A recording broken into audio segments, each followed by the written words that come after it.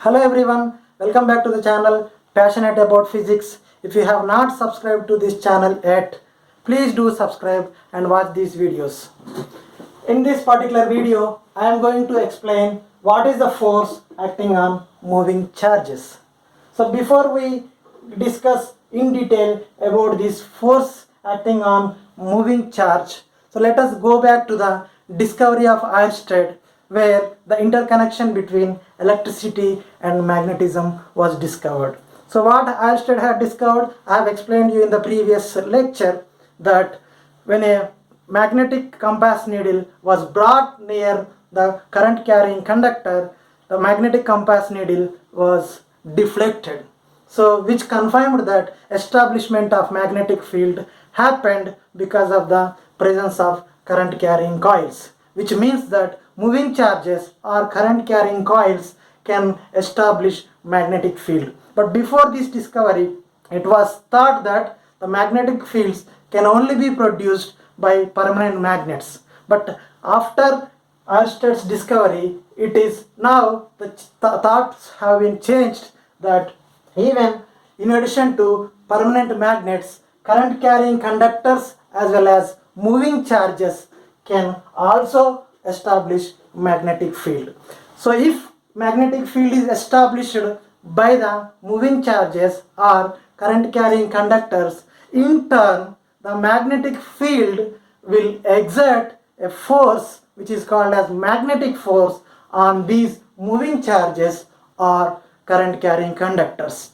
So in this video, this is what we are going to discuss about. How much is the force is exerted on moving charge by the magnetic field established by these moving charges, right? So if we consider a charge q which is moving with velocity v, a charge q is considered which is moving with velocity v, so which produces the magnetic field.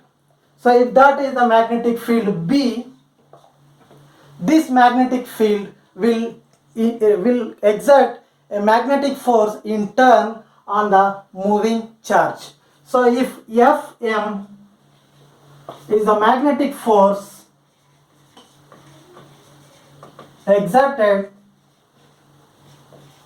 on the moving charge by the magnetic field, then Fm is given by Q into V cross B. If we take out this vector product Q V B sin theta n cap, where n cap represents the direction of this magnetic force and QVB sin theta represents the magnitude of magnetic force. This magnetic force is a vector quantity which has magnitude as well as direction. Remember, in this equation, Q is to be substituted with its sign. Q is to be substituted with its sign.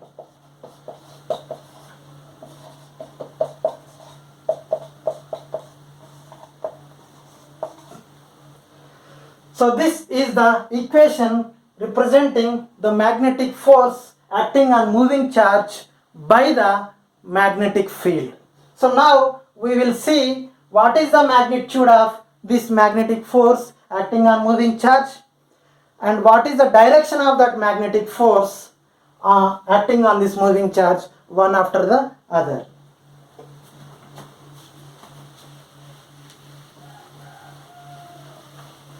So please do remember this equation. I am writing it here on the top, the equation for the magnetic force, that is QVB sin theta n cap. So now we will see first what is the magnitude of this magnetic force.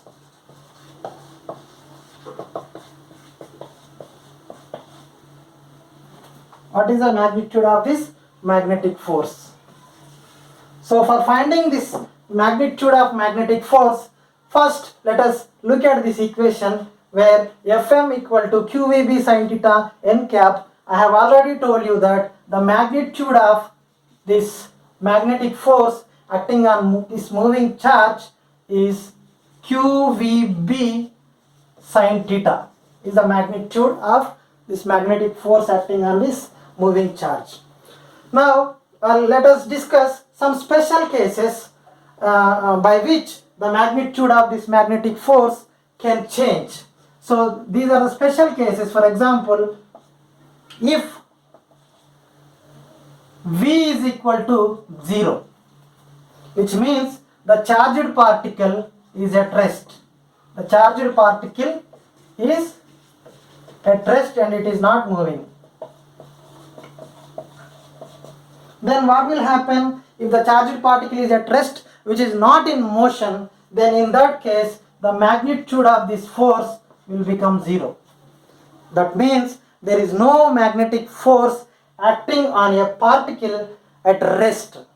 So if the magnetic force has should act on a moving charge, that charge should move and that should not be at rest.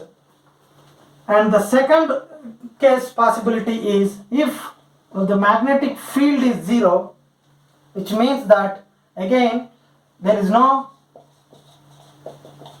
magnetic field presence.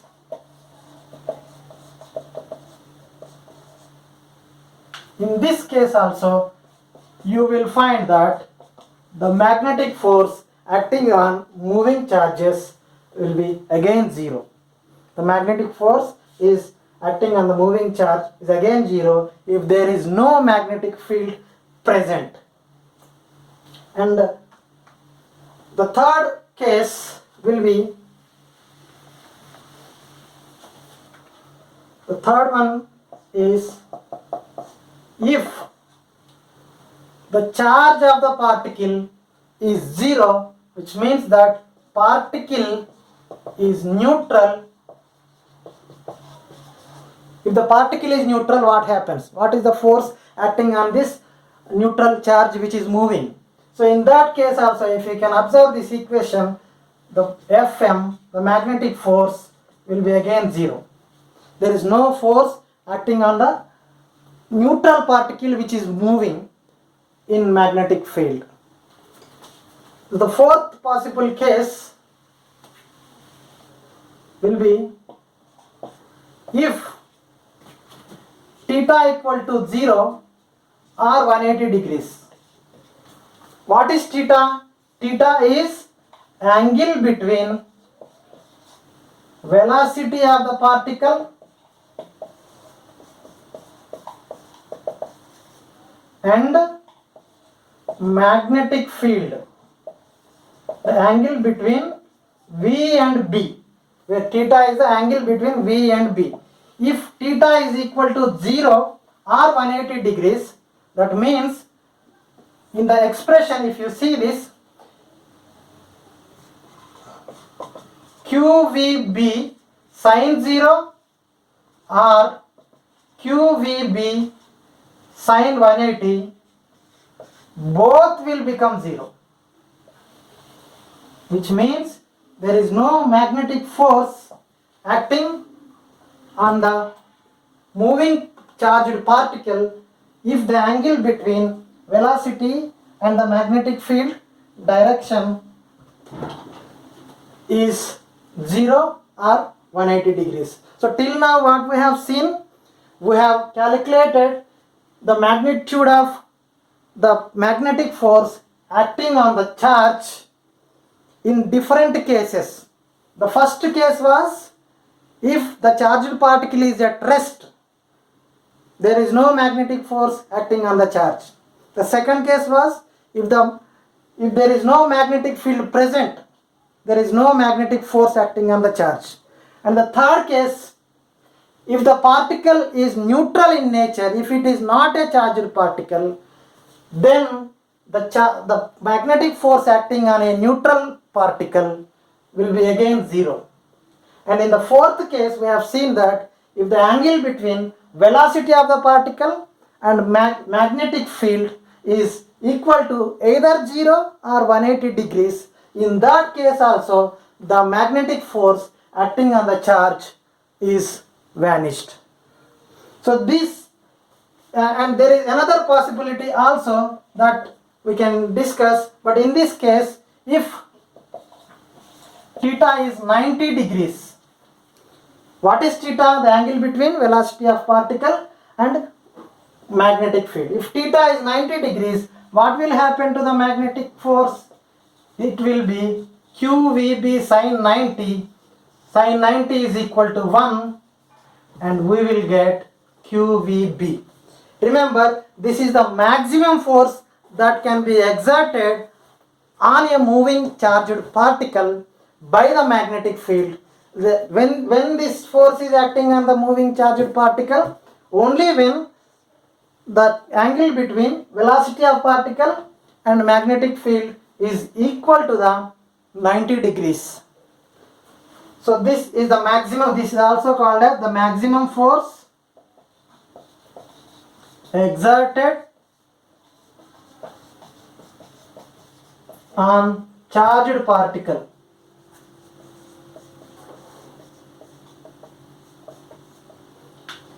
If this is the maximum force acting on the charged particle, where Fm is equal to QVB, using this we can write the formula for magnetic field. So we have Fm equal to, the magnitude Fm equal to QVB. From here we can write B is equal to Fm by QV. What is Fm? The magnetic force acting on the charged particle. Q is the charge of the particle and V is the velocity of the particle with which it is moving in the magnetic field. So if we write down the units for each of these components, then we can write the unit for this magnetic field. So we know that the unit for force is Newton, by unit for charge will be Coulomb, and unit for velocity will be meter per second, and that second, if you take it up, it will be Coulomb meter. Or we can also write, like, if second is considered here, Coulomb per second, which is nothing but current, Q by T. So Newton per, current unit is ampere, so Newton per ampere meter is one of the SI unit for magnetic field. This is also taken as 1 Tesla. Tesla is the MKS or SI unit for this magnetic field, which is 1 Tesla. In the CGS unit of magnetic field is usually Gauss. Gauss is the CGS unit for magnetic field, and 1 Gauss is equivalent to 10 power minus 4 Tesla. 1 Gauss is equivalent to 10 power minus 4 Tesla. So now we will see the direction of magnetic field.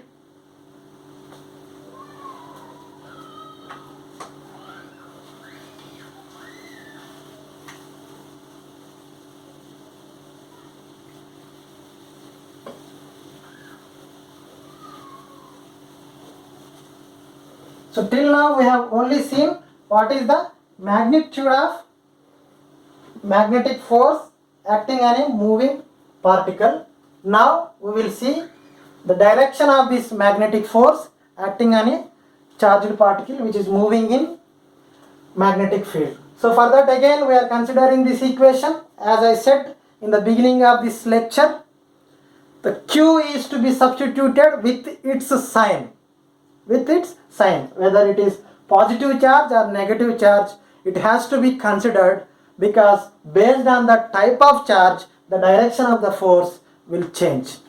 Right? So now we will see the direction of Fm, direction of magnetic force. So if Q is positive,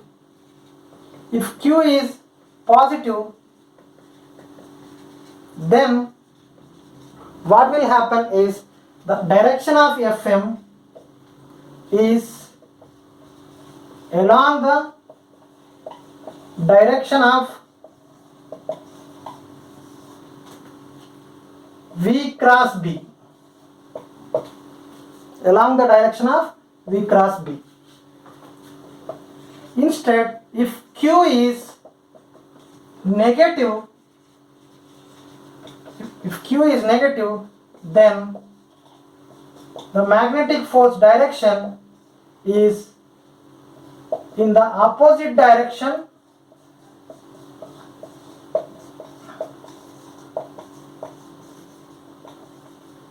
to V cross B. Then what is the direction of V cross B now?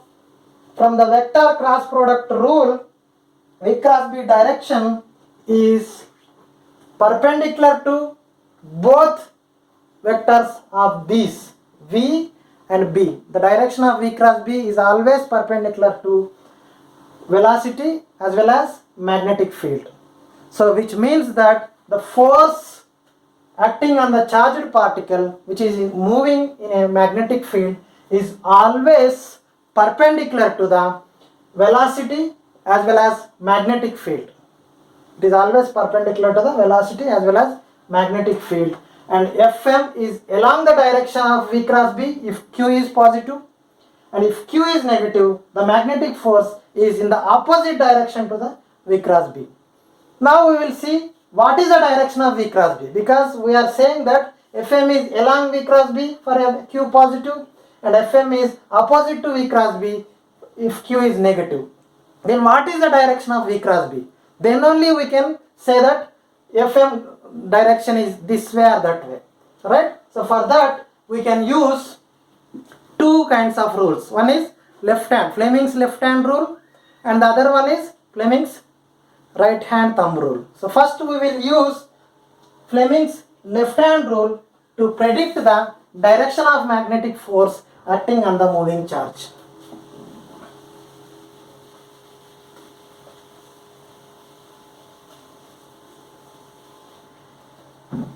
Fleming's, the direction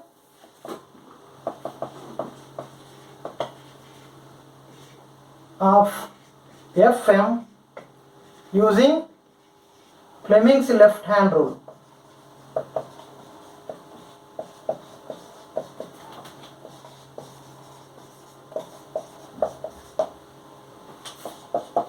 So for this, the Fleming's left hand rule is simply you can use your left hand and stretch your forefinger and middle finger and thumb perpendicular to each other as I am showing here. I will make you explain easily with the help of a diagram. Take this as magnetic field direction, take this as velocity direction for a positive charge, take this as the magnetic force direction. So this is your forefinger, this is middle finger, and this is magnetic force. Just stretch your fingers as shown in this picture. If you can see this like this, right? So your forefinger represents the magnetic field direction and middle finger represents the velocity of the positively charged particle in that magnetic field. In that case, your thumb represents the magnetic force direction on that charged particle. Instead of a positively charged particle, if you consider a negatively charged particle, in that case the force direction will be exactly opposite to this one. So now we will see the direction of Fm using right hand thumb rule. Using right hand thumb rule.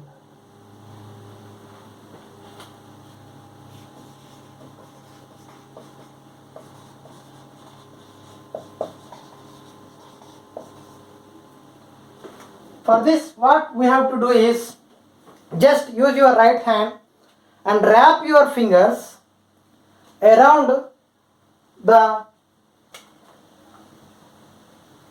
path perpendicular to this. For example, if this is the velocity and if this is b, the angle between them is theta, the force direction will be like this. Just what you have to do here is just take your right hand and wrap your fingers perpendicular to this plane of this loop, which is the path for a curl between V and B, having an angle theta between them. Then your thumb represents the magnetic force direction. Your thumb represents magnetic force direction. The magnetic force is always perpendicular to this plane of this V and B. V and B is on XY plane and FM will be Z direction. And FM is always in the direction of V cross B or opposite to V cross B, depending on the type of charge. If the Q is positive, then the FM will be along V cross B, and if Q is negative, FM will be opposite to V cross B. But V cross B can be considered as magnetic force direction, but Q, the type of charge, should be considered. So in this case, your thumb represents your magnetic field direction. It is exactly perpendicular to the plane of this V and B. Plane of this V and B. So this is how we specify the direction of magnetic force acting on the moving charge in a magnetic field. So till now what we have seen, what is the magnetic force exerted on a moving charge in a magnetic field, what is its magnitude, when it is becoming minimum, when it is becoming maximum, and using that we have also written the unit for the magnetic field. Then we have specified the directions of this magnetic force acting on this charged particle using the type of charge and using Fleming's left hand rule and using Fleming's right hand thumb rule. So hope you have understood everything and hope you would have got some useful information in this particular video. Thank you for watching.